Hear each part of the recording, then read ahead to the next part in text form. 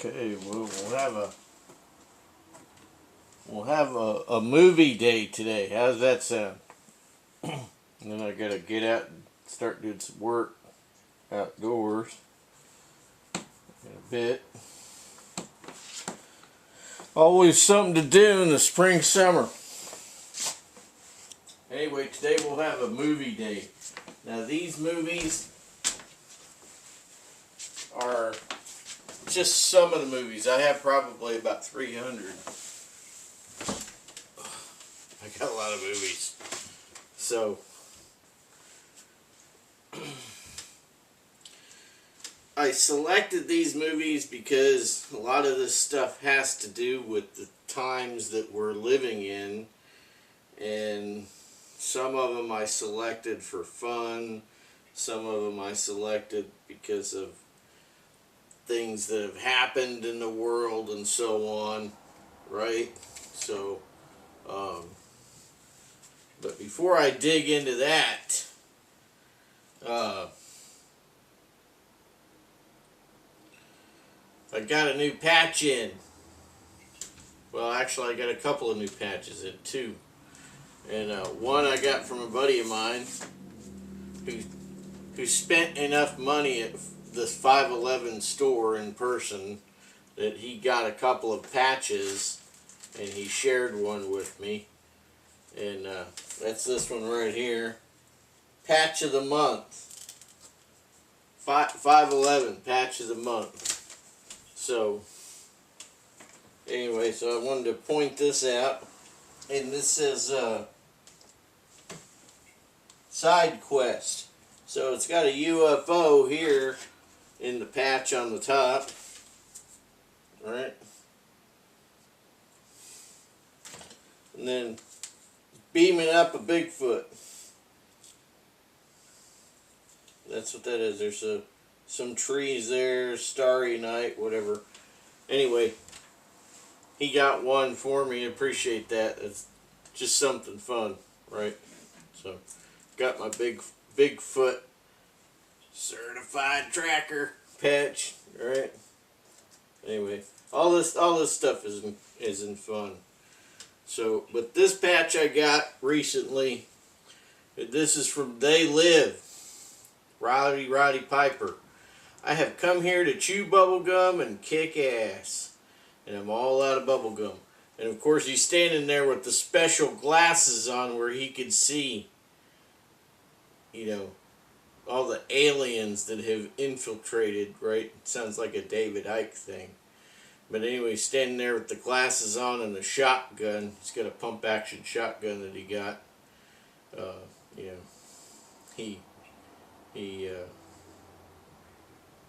he got it.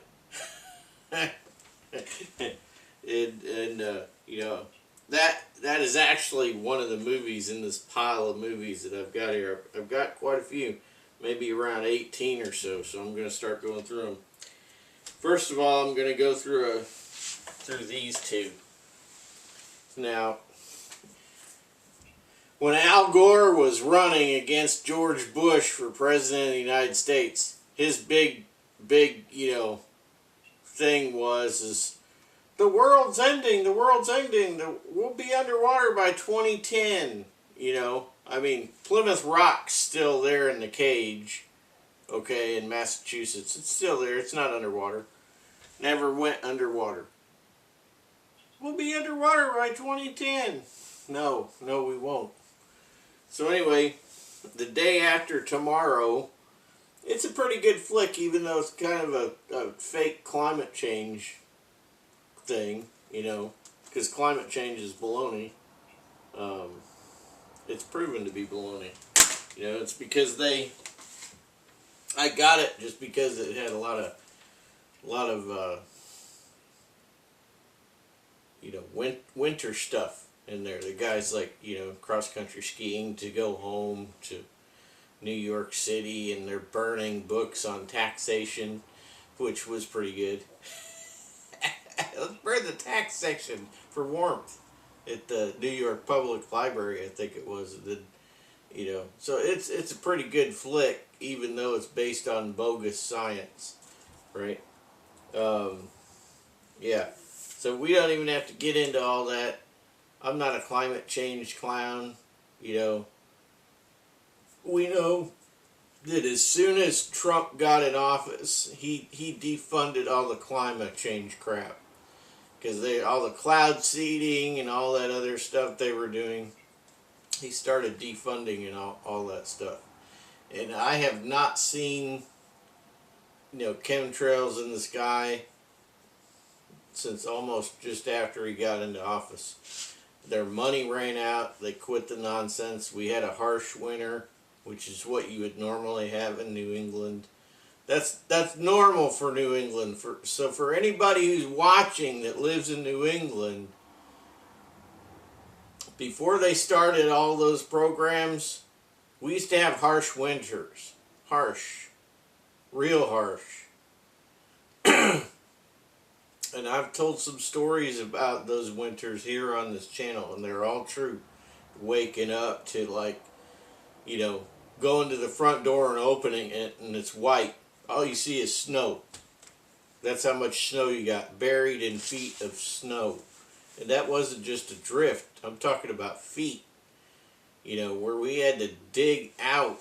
We had to dig out our house, our cars, everything. Sometimes the plows couldn't even move. It was that deep. It was that much snow, right? I mean,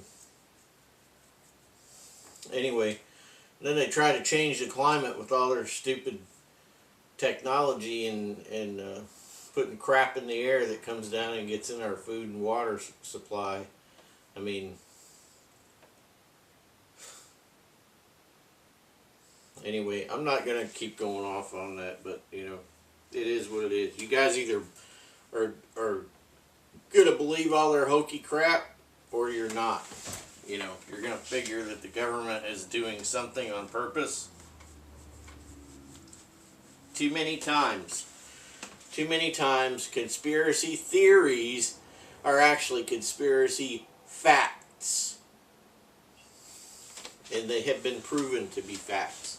So, that's what I'm getting at there. Just take that as a fun movie to watch.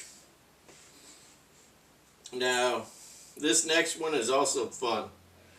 This is Falling Down with Michael Douglas. So this guy had worked in the Defense Department as a rocket scientist, right?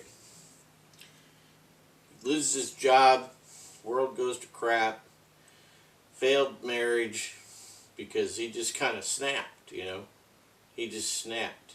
I mean, it got to the point to where he just couldn't take a lot of the stuff going on around him after he lost his job. He had a wife and kid, and things seemed to be going pretty well and everything. And then he lost his job because he was obsolete, as he put it. Obsolete. So he got obsolete in his job profession at the Defense Department. Obviously it did something to him mentally, and he snapped. And anyways, he ends up, even though it gets like worse and worse towards the end. The earlier parts to me are very funny.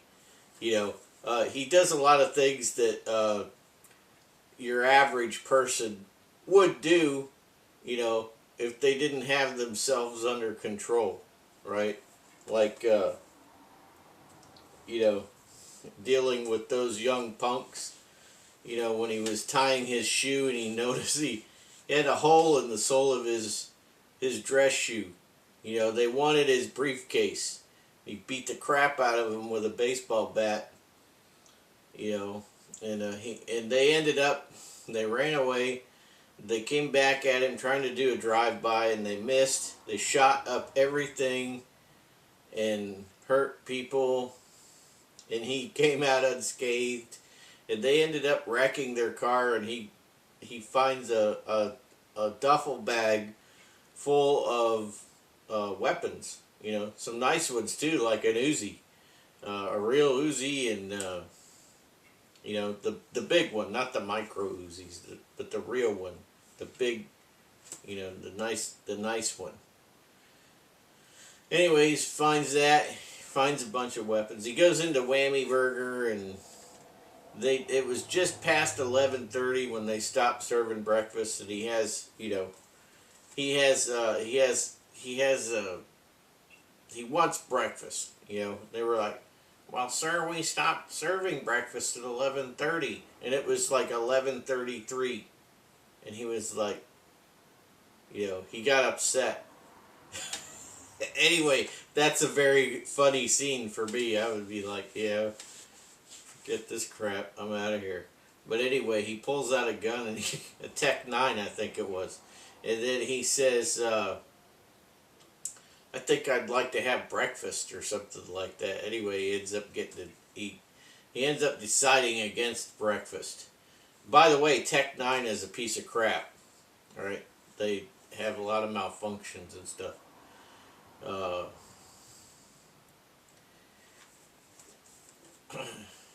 Unless they've ironed those out, I don't even know if that is a weapon that's still available out there. But anyway, Falling Down, Michael Douglas. That's a very, very funny movie. Oh, I really...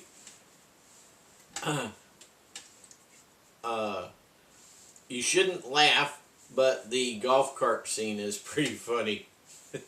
You're going to die with that stupid hat. Alright, I'll stop. Anyway, let's go on. Now, what have I got over in the stack?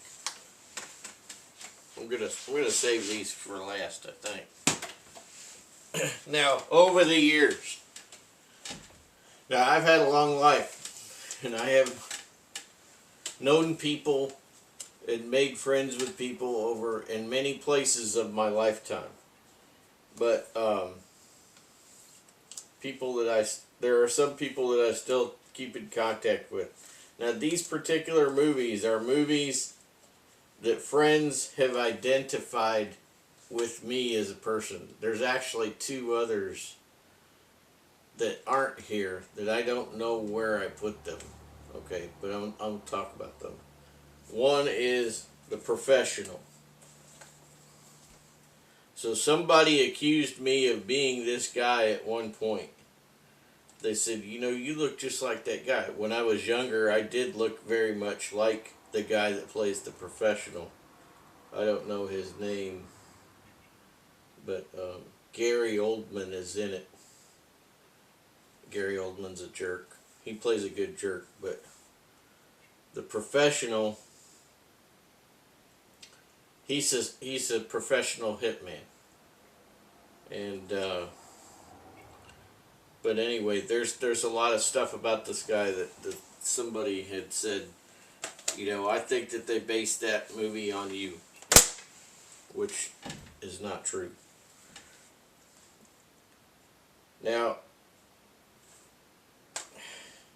these two movies, I had family members think that these were based on me. This one is called Nobody. Who are you? Nobody. This is just a totally random movie that somebody recommended that I watch. And they said, I think this is you. And it says, Nobody is a high-octane, fist-pumping thrill ride. Obviously, it wasn't based on me. I'm not getting any money off of this stuff. Right? So, Hutch is a nobody. Overlooked, underestimated. He takes life's indignities on the chin and never rocks the boat. But when his daughter loses her beloved kitty cat bracelet in a robbery, Hutch hits a boiling point nobody knew he had. Actually, no one knew he had. They probably avoided the word nobody in that paragraph. But he flips from regular dad mode to fearless fighter, taking on his enemies on a wild ride of explosive revenge. Anyway, this is a good flick. That's one to watch. Here's another one that somebody thought was based on me. It's called The Beekeeper. Obviously was not based on me. I'm not getting paid. Expose the corruption and protect the hive. So, good movie, The Beekeeper. Someone also recommended that to me, thinking that this was based on me. Okay, now,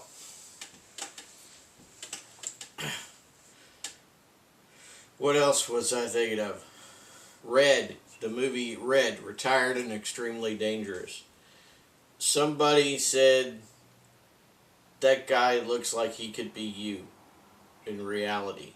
And who was the guy in the movie, right? Of course, you got Bruce Willis as the star. And then you got this other guy. I think his name was Marvin in the flick.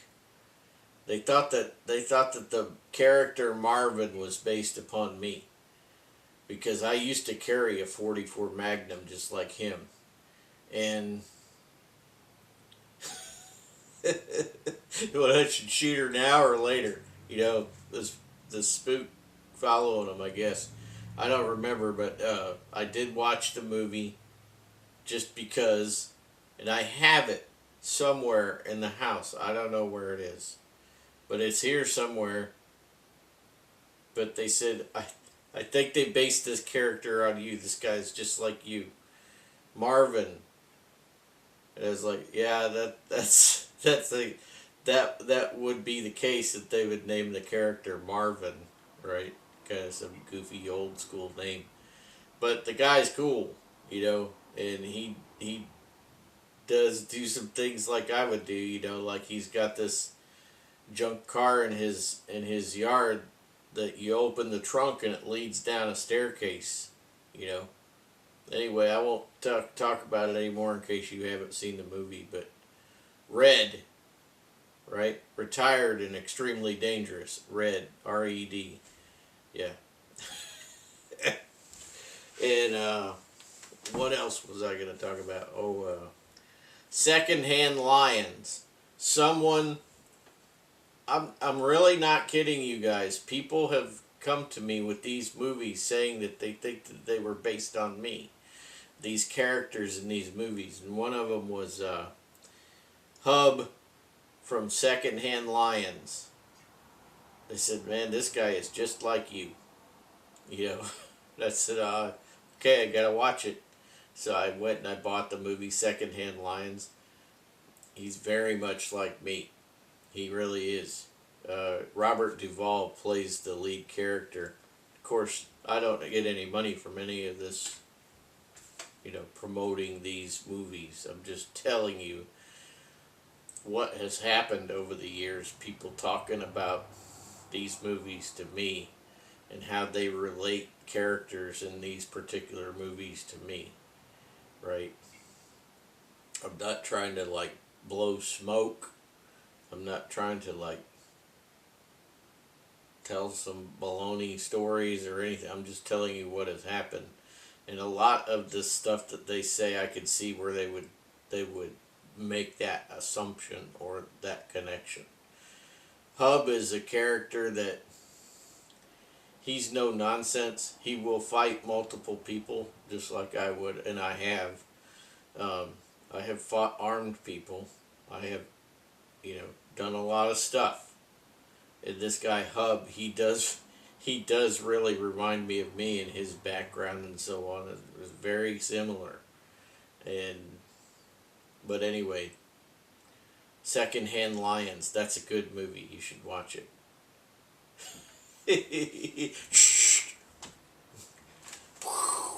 Running off people trying to sell them stuff. That's some good old down home fun. You know, shooting over the head of those characters that came around trying to sell them stuff out of the trunk of their car, right? Okay. What a good time. Alright. Now, this particular movie, here, this is just a classic. Everybody loves this. Red Dawn with Patrick Swayze. You got some good ones in here. You got, Leah Thompson and Jennifer Grey, Patrick Swayze. I never liked Charlie Sheen. For all my life, I always thought Charlie Sheen was a dipstick. I didn't like him. But Jennifer Grey, Jennifer Grey, I really liked her when, in the 80s, physically as a person. I always thought she was very, very good looking young lady, and the thing that she messed up on is she got a nose job because she thought that her nose was unattractive or something, but I don't know what it was, but I always thought that the way she looked with her nose was particularly attractive. And then I guess I'm not the only one, because after she got a nose job, her career took a nosedive. Her career took a nosedive. Ha ha ha. It's not funny, but yeah. Leah Thompson. I have a copy of the soundtrack on LP. What is that? 33 RPM or something. I've got a soundtrack, Back to the Future, that Leah came, directly from Leah Thompson in person, and that's in the other room. Hold on a second. I think I got it. I got it available.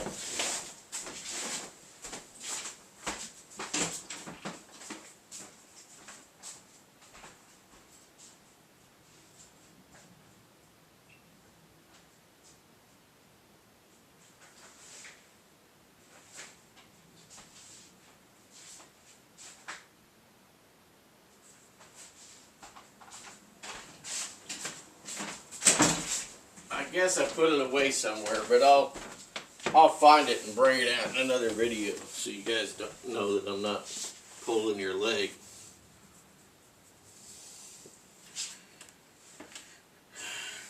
Where am I? That was Red Dawn I was talking to you about. So, yeah. I guess there is an updated, 90s version of Red Dawn. I don't know. I never heard about it, never seen it. But to me, this is collector's edition. I'm a person who likes originals. I don't like remakes. It's just like, I don't have any creativity, so I'm just going to remake Red Dawn. I mean, it's like saying, oh, I'm going to remake The Exorcist. You can't remake The Exorcist. It's a classic horror flick. They didn't call it a horror flick back then, but that's what a lot of people call it nowadays. You can't remake something that stands on its own, in my opinion. Now, we got about 16 minutes left here. Here's a video that's kind of unusual, but it is good. I think it has Mark Wahlberg in it, and I'd never even heard of it. But I thought I'd take a chance and got it, and it was good. It's called The Happening. The Happening, right? And it says, in this heart-pounding apocalyptic thriller, right? So it's the guy that, the writer-director of Sixth Sense and Signs. I never heard of Signs. This unstoppable event threatens the world's population by attacking The most basic human instinct of all, survival. Oh yeah, it is. It does have. It is Mark Wahlberg in here. So anyway, this is a good one. I'm not going to talk a whole lot more about it. I'm going to let you watch it and just kind of experience it. It's pretty good. It's pretty good, or I wouldn't have it, and I wouldn't have kept it. Usually, if I, by some way, shape, or form, I get something that's really no good, I'll just say, hey, do you want this? It's like that white elephant present nobody wants. Just makes it round, makes its rounds, right? This is an old movie, apparently, because it has Frankie Avalon in it. And it's called Panic in Year Zero, right? So anyway, it's really good. So it really is an early take on a SHTF situation, right? And they end up, bugging out before the term was ever even, came into being, and living out in the country in some state park or whatever, and all this stuff is going on. ICBM hits the city and da da da da. But anyway, Panic in Year Zero. Get a copy of that. It's a good one.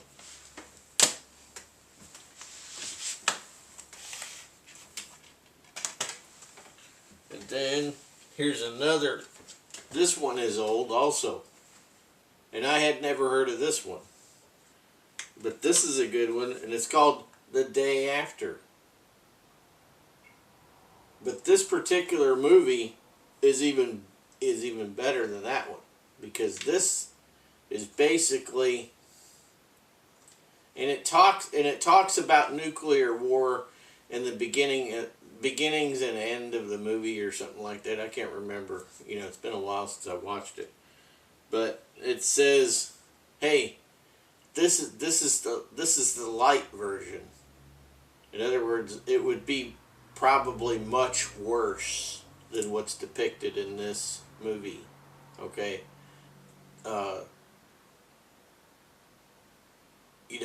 I've seen the films, of nuclear explosions going off and the decimation that the wave just goes and everything is just decimated in its path, and this would be a good movie for Vladimir Putin to watch. The Day After. So hey, Vladimir, if you are watching The Day After, watch it. Nobody wins. Just like in war games, right? Whopper computer, not this Whopper. Not this Whopper. The Whopper, WOPR. The Whopper computer just, goes through every scenario, decides to not launch the ICBMs. Yeah. Nobody wins. The Day After. Yeah. The Countdown. Against real-life backdrop of U.S. deployment of weapons of mass destruction. Blah, blah, blah. Yeah. What else we got in here? Well, look at all those missiles taken off from the silos. That's right. Good one.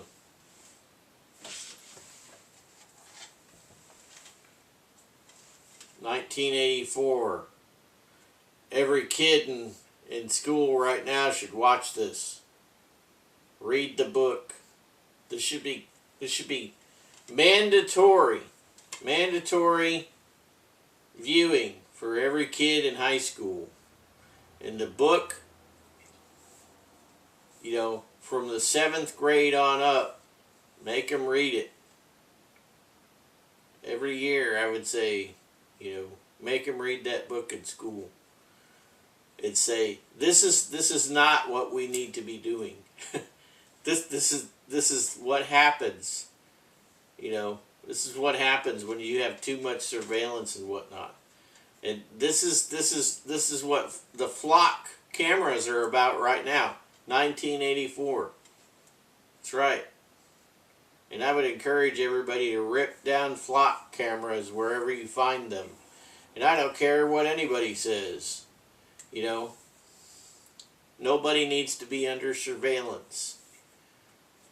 That's right. Look into it. Flock cameras. It's scary. It's all over the place. But what do you got to hide? Nothing. I don't have to hide anything. I don't need an excuse to not be surveilled. I don't need an excuse. I just need to, you know, say, hey, I don't like being under surveillance all the time, wherever I go. You know, facial recognition and all that stuff. Tear those cameras down. Yeah, exactly. Tear them down. And it's not just cops that are using them. Look into it. It's bad stuff. Now, here's an old one. Logan's Run. Now this right here is purportedly the future.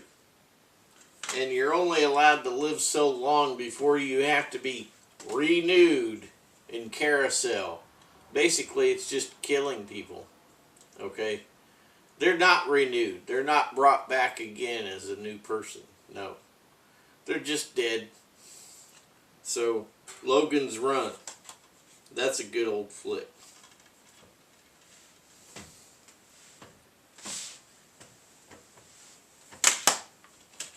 Nicolas Cage.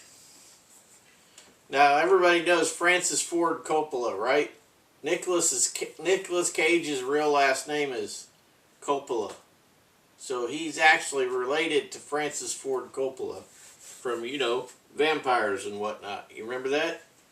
So, anyway, on here there's several movies on here. But this particular one, The Humanity Bureau. The Humanity Bureau. And it's a good flick. It's more or less a B movie. I would say that, I don't even know when this came out actually, but I would say it was probably one of Nicolas Cage's early movies. It was one of his early works, but it's very good, and it's very pertinent to a lot of things in the world today. You know, the Humanity Bureau, post-apocalyptic agency that determines which citizens are productive and sends the rest to the New Eden. And we all know what the New Eden is. Death. But they say, oh, it's, you know, it's this awesome place. You know. So that's where they send them to. But anyway, 4 films featuring Nicolas Cage. And the one that I am recommending especially is The Humanity Bureau. So don't forget that. The Humanity Bureau. Okay, that's how this movie looks. This block of 4 movies looks when you buy it. It looks just like this. Alright.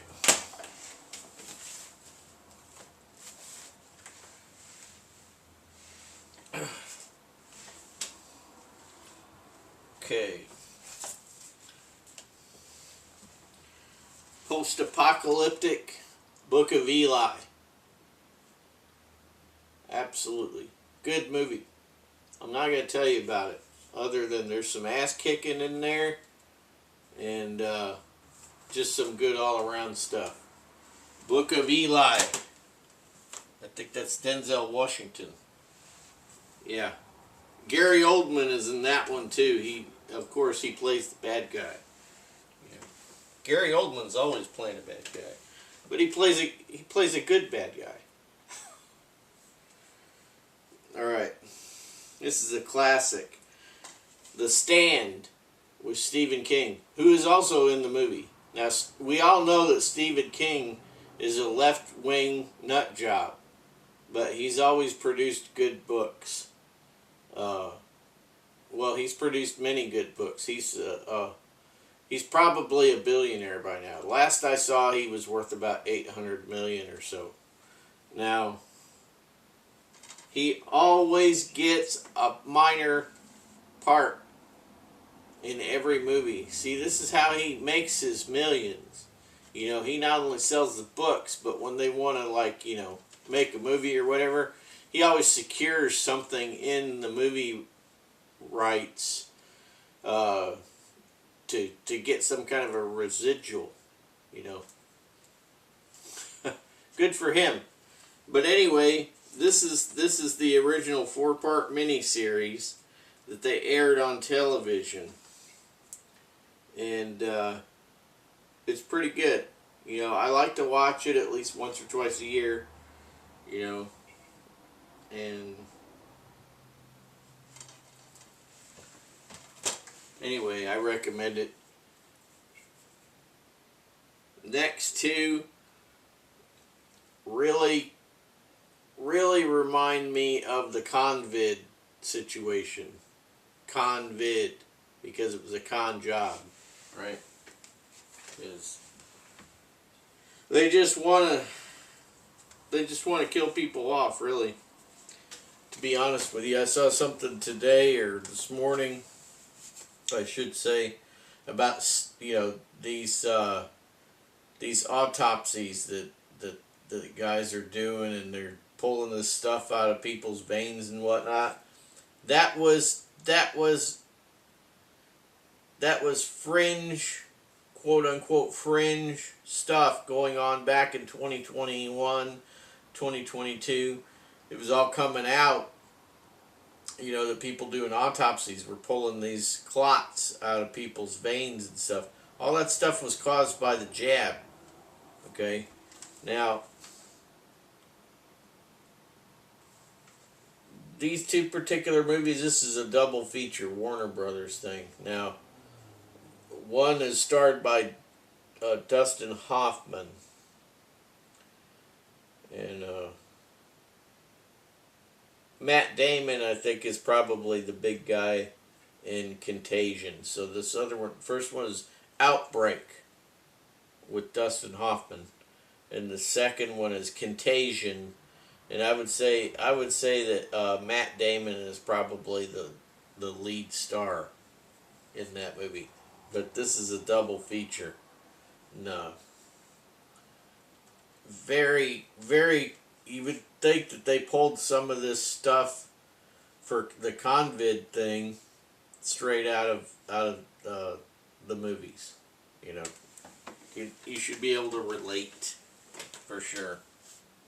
Now, these last movies, I think, are very, very, very relevant to today. I'm going to be quick because I only got I got about a minute left. Soylent Green, early 1970s. Watch it. It even says it's the year 2022 in the movie. Soylent Green. Watch it. You'll even see masks. Independence Day. Watch it.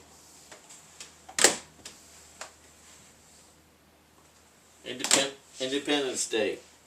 I got the 2-movie collection. V for Vendetta. Watch it. And of course, They Live. Watch it. A lot of this stuff is so pertinent to today. Today. No kidding. So, this is a fun list of movies for you to check out and watch. Some of this stuff you will find very, very close to what's going on today. Alright? You will. And that's not a joke. This is, I mean, I'm speaking in reality here. There's some of this stuff is very, very close to what has happened recently and is going on even today. And of course, read the Bible. You'll see a lot of stuff in the Bible that is very, very pertinent today. Read Revelation, Timothy 1 and 2, Matthew 24. All the stuff that's happening today, you can read it in the Bible. You'll see a lot of stuff that's going on in these movies that is quite possible could have been based on biblical, you know, books in the Bible or chapters of the Bible. A lot of the stuff that you see here, even. But yeah. And of course, Left Behind. Everybody should watch Left Behind. Now, I've got the original series with Kirk Cameron, who I heard he, flipped his lid or something. But in the series, he was good. And then I got a box set that has the original Left Behind, and then it has the 3-part series with Kirk Cameron, 1 and 2, and then something about the war or whatever. And then there's another remake of Left Behind. I don't usually buy remakes, but I bought that. And then there's Thief in the Night series. That's 4 videos. Not, it's a little bit different, but it's still post-apocalyptic. It's apocalyptic, post-apocalyptic for, and it deals with, of course, the Bible, right, and the end days. Thief in the Night, and there's some others with that. You might be able to find that as a box set. I don't know. I bought them separately, all in one go. Alright, well, that's 40 minutes of recommendations. Gotta stay a little bit entertained and not necessarily have your head too much in what's going on in the world. It's just so much stuff. You gotta keep sane. So you might as well keep sane watching a movie with some popcorn, right? Guys, I'll see you in another one. Now I gotta go outside and get to work. Catch you later.